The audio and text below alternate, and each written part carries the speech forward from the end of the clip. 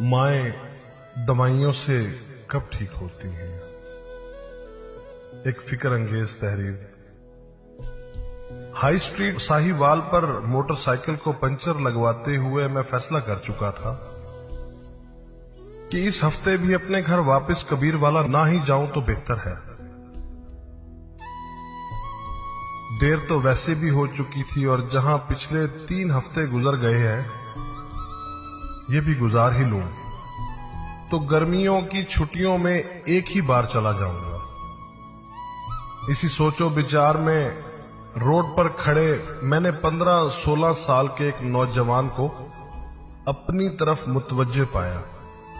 वो अजीब सवालिया नजरों से मेरी जानिब देख रहा था, जैसे कोई बात करना चाह रहा हो, लेकिन रश की वजह से नहीं कर पा रहा था। जब पंचर लग गया तो मैंने दुकानदार को 100 रुपए का नोट दिया। उसने 20 रुपए काट कर बाकी मुझे वापस कर दिए।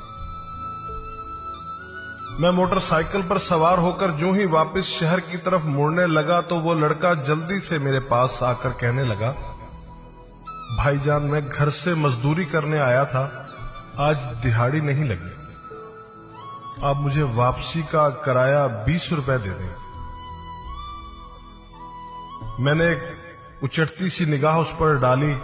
सादा सा लिबास, माथे पर तेल से चिपके हुए बाल, पांव में सीमेंट भरा जूता, मुझे वो सच्चा लगा।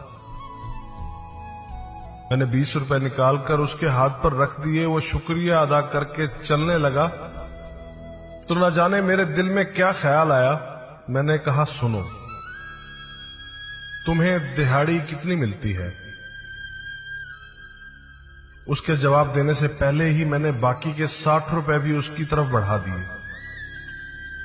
हिचकिचाते हुए पीछे हटा और कहने लगा, नहीं भाईजान, मेरा घर मंडाली शरीफ है, मैं पैदल भी जा सकता था, लेकिन कल से माँ जी की तबीयत ठीक नहीं, ऊपर से दिहाड़ी भी नहीं लगी, सोचा आज जल्दी जाकर माँ जी की खिदमत कर लूंगा। मैंने कहा, अच्छा ये पैसे ले लो, माँ जी के लिए दवाई ले जाना। वो कहने लगा, दवाई तो मैं कल ही ले गया था, आज मैं सारा दिन माँ जी के पास रहूंगा तो वो खुद ही ठीक हो जाएंगी। माएं दवाइयों से कहां ठीक होती हैं बाबूजी? मैंने हैरान होकर पूछा, तुम्हारा नाम क्या है? इतने में उसकी बस भी आ गई। वो बस के गेट में लपक कर चढ़ गया और मेरी तरफ मुस्कुराते हुए जोर से बोला, गुल्लू गुल्लू। गुल्लू की बस चल पड़ी, लेकिन गुल्लू के वापस किए हुए 60 रुपए मेरी हथेली पर पड़े हुए थे। मैं हाई स्ट्रीट के रश में खुद को यकदम बहुत अकेला महसूस करने लगा। कुछ सोचकर मैंने मोटरसाइकिल का रुख रेलवे स्टेशन की तरफ मोड़ दिया। मोटरसाइकिल को स्टैंड पर खड़ा करके टोकन लिया। टिकट घर से 50 रुपए में खानेवाल का टिकट लेकर गाड़ी के इंतजार में बेंच पर बैठ गया। कब गाड़ी आई, कैसे मैं सवार हुआ, कुछ खबर नहीं। खानेवाल स्टेशन पर उतर के फाटक से कबीरवाला की वैन पर सवार हुआ। आखिरी बचे हुए 10 रुपए किराया देकर जब शाम ढले अपने घर के दरवाजे से अंदर दाखिल हुआ तो सामने सहन में चारपाई पर अम्मी जान सर पर कपड़ा बांधे नींद दराज थी। मेरा बड़ा भाई दवाई के चम्मच भरकर उन्हें पिला रहा था।